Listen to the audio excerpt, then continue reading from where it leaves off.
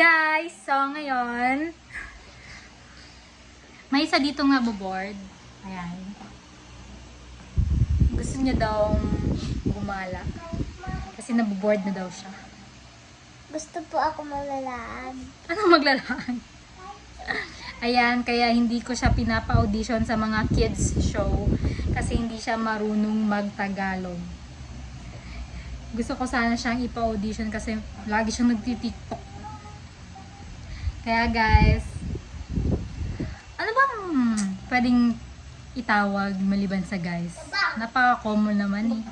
Magtagalog ka na. Oh, may isa pa dito. Hi, Hi guys din naman. Hi, guys. Yung tit niya may Hi, window guys. pa. Hi. Anong sabihin? Hi guys! It's me!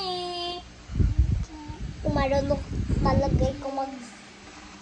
Hindi pa siya naliligo. Actually kaming tatlo, hindi pa kami naliligo. Yan din oh, yung malaking nasa harap namin, hindi din naliligo. Ito po oh. Ayan po. Ayan. Nag-hi ka nga. Hi guys! Sabihin mo hi guys! Dad, mag-hi mo na ito sa camera ko. Ayaw niya. Nahihiya siya. Ang pangit na natin mag-Tagalog.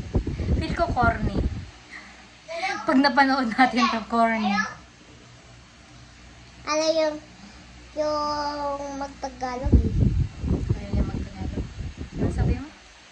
Ayun yung makakatadagog. Ano tagtagtagtag? Tagalog. Ano bang maganda pag mag-vlog? Tagalog or Bisaya? Bisaya lang. Ah, sige, mag-Bisaya na lang ta. Masa ngayon ta mag-Bisaya? Ah. Pangit ang background. May tarpaulin tsaka mga sulat-sulat. Pangit mo. Pangit nga. Kagagawan mo yan, girl. Babay na. Babay na tayo. Wala tayong mga content. Sige na. Sige na. Babay na. Bye, guys. Bye. Bye, mga ka-CH. Bye mga sa... Bye, Sanchez. Sanchez. At English mo, baby. Bye, guys.